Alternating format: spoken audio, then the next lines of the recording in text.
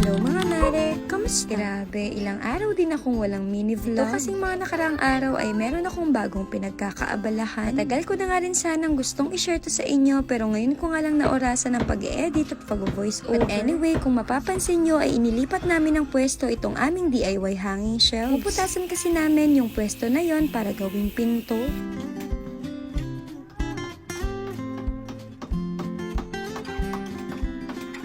Itong pinapagawa namin ngayon mga mare ay matagal-tagal ko na nga ring plano. Mas bigla ko pang nalaman na buntis na pala ako noon kay Baby Moon. Agad kong naisip noon yung mga gastusin na kailangan naming paghandaan. Sa mahal ba naman ang mga bilihin ngayon tapos nag-aaral pa ang Sheska? Hindi po pwedeng walang extra income dahil hindi na biro ang magiging gastusin. Kaso nga lang mukhang may ibang plano si Lord dahil maaga niyang kinuha sa amin ang Baby Moon. Akala ko pa nga nung una ay hindi ko na ito kayang ituloy. Pero ayun, makalipas ang isang buwang pagpapahinga ay naisipan ko na nga itong ipagpatuloy. Well, hindi ito magiging posible kung hindi dahil sa tulong ng mga magulang ko. Alam niyo naman na maliit lang yung bahay namin at wala na akong ibang pwesto. Pero nung sinabi ko na sa kanila, hindi sila nagdalawang isip na ipagamit sa akin yung harap ng bahay nila. Which is kadugtong din ng bahay namin kaya nagbutas kami ng pinto. Sa totoo lang, malaking adjustment ito para sa mga magulang ko dahil yung harap ng bahay na yon ay nandoon yung main door nila. Dahil ipapagamit nga nila sa akin yung harap na yon ay kakailanganin ngang ilipat yung pinaka main door nila sa kabilang side ng bahay. Grabe no? Sobrang bait talaga ng mga magulang ko. Pa nga meron na kaming mga sariling pamilya hanggat kaya nila palagi silang nandyan para alalayan kami. Nga at hanggang sa pagpapagawa ay ang papa ko pa rin ang punong abala. Pumunta nga kami dyan ng hardware para bilhin yung ibang gamit na gagamitin namin. Tapos pagka-uwi namin ng bahay, nagpahinga lang kami ng konti at nag-umpisa na rin kami. Matagal-tagal na nga rin kayong nanonood ng mga vlog ko. Siguradong alam nyo na sa tuwing meron kaming pinapagawa sa bahay at kaya madalas DIY at kami-kami lang din talaga ang gumagawa. So disclaimer lang mga mare, hindi po kami mga professional. Kaya naman kung may mapapansin man kayong mali sa mga ginawa namin ay itama nyo na lang po kami. Nang sa ganon, sa susunod ay mas alam na nga namin ang tamang gagawin. But anyway, naghalo nga pala kami dyan ng konting semento at buhangin. Bali, tatakpan kasi namin yung kalahati nitong pinto. Napapantay dito sa kabilang side para magmukhang malaking bintana. Naglagay na nga rin pala kami dyan ng mga bakal para maging suporta. Kaya pala, bago nyo papunahin ay 6 na hollow blocks lang naman po yung gagamitin namin dyan. Kaya naman kung mapapansin nyo ay dire-diretso na nga lang din yung paglalagay na ginawa namin. O baka nga rin pala hanapin nyo ang daddy ng mga oras po na yan ay wala pa siya. Kailangan kasi niyang magtrabaho kaya naman ako na nga lang yung tumulong kay papa. Hindi na nga rin kami kumuha ng ibang gagawa dahil konti pa lang naman yung gagawin at kaya pa naman.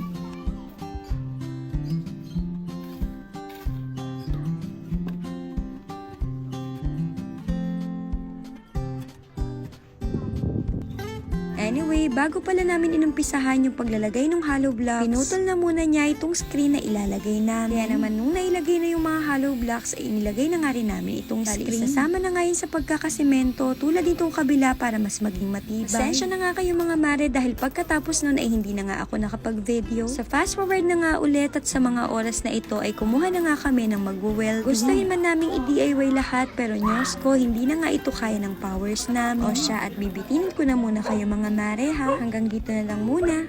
Bye!